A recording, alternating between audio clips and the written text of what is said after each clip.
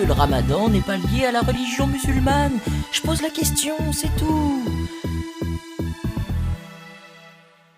Bonjour à toutes et à tous de vendredi 22 mars 2024. Bienvenue dans la matinale de ORDB. Et tout de suite, on se remet dans le bain. C'est le Flash Info de Renan Bellach. Grosse surprise tout d'abord dans le monde avec la réélection de Monsieur Tétine à la tête du gouvernement russe jusqu'en 2030 pour le moment. Le président russe a obtenu plus de 87% des voix. Quel record! Autre élection non moins importante, c'est Stéphane Bern qui vient d'être élu conseiller municipal dans le petit village de Thiron-Gardet en Eure-et-Loir. Stéphane Bern avait déclaré vouloir continuer à défendre le patrimoine de la commune. Sans transition, un nouveau feu d'artifice en vue des Jeux Olympiques de Paris a eu lieu en début de semaine. En effet, c'est le commissariat de La Courneuve qui en a fait les frais suite effectivement au décès d'un jeune homme, percuté en scooter de plein fouet par une voiture de la BAC après un refus d'obtempérer.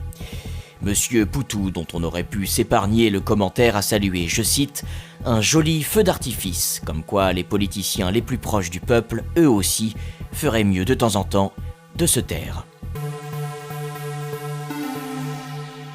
Merci Renan. Bon, excusez pour ma voix qui a un peu prise, mais ça c'est le comble, moi j'attrape froid quand il fait chaud.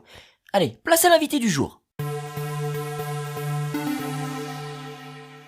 Un peu de légèreté aujourd'hui, je reçois Didier Després, le sélectionneur de l'équipe de France. Voilà, de football. Didier, bonjour. Bonjour Monsieur Prade. Alors Didier, est-ce que l'équipe se sent prête pour les JO de cet été ? Écoutez, je pense que oui, même si je n'ai pas la réponse à cette question, étant donné que je ne gérerai pas l'équipe de France pour les Jeux Olympiques de Paris. Ah, mais qu'est-ce que vous faites là alors ? Eh bien, je suis le sélectionneur des Bleus en vue de l'Euro 2024 qui se déroulera en Allemagne au mois de juin. D'accord, bon. C'est un peu farfelu, toutes ces histoires quand même, je dois avouer que c'est assez insupportable. Bon, Didier, on va pas tourner autour du pot, moi je me pose la question quand même de savoir si le ramadan dans le milieu du football a sa place, ou en tout cas, ne prend pas une place trop importante. Moi je pose la question, c'est tout. Écoutez, il est vrai que les joueurs qui pratiquent le ramadan sont un peu affaiblis lors des matchs et des compétitions officielles et peuvent effectivement éprouver des difficultés face à des joueurs qui, eux, sont au maximum de leur capacité. Après, vous savez, je pense qu'ils sont assez grands pour se gérer et prendre leurs décisions tout seuls, et qu'il n'y a pas besoin d'ajouter de l'huile sur le feu et créer des débats houleux juste pour donner matière à des discussions inutiles auprès de vos auditeurs et faire de l'audimat. La branlette, elle se fait dans le vestiaire, pas à la radio. Mais ça ne sert à rien de prendre la mouche, monsieur Després. Je posais la question, c'est tout. C'est insupportable de réagir de la sorte. C'est insupportable. Je ne prends absolument pas la mouche, monsieur Pratt. Je suis juste quelqu'un qui aime le sport, qui aime les sportifs et qui respecte leurs décisions. Merci, monsieur Després, merci. Bon, la chronique écho de Manuel Ladèche. Le Bitcoin devrait subir son prochain halving d'ici quelques semaines. Une opération qui entraîne une division par deux du nombre d'unités générées. Alors le Bitcoin, le BTC c'est quoi ?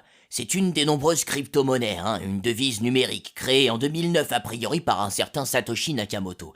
Une devise numérique donc que personne ne contrôle, ni l'État ni la banque. C'est une monnaie autonome générée et créée par des ordinateurs par le biais du système blockchain.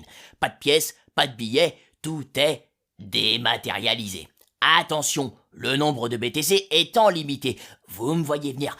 Évidemment, sa valeur augmente. C'est ce fameux halving, cette volonté de limiter le nombre de BTC en circulation. Le halving, donc, entraîne une diminution de l'offre de nouveaux bitcoins disponibles. Et donc, le prix de la crypto-monnaie augmente mécaniquement. C'est logique. D'ici quelques semaines, il va falloir être particulièrement attentif à l'évolution de la courbe et réagir très vite en fonction des objectifs que vous vous étiez initialement fixés. Car, rappelons-le, l'idée dans tout ça, c'est quoi ?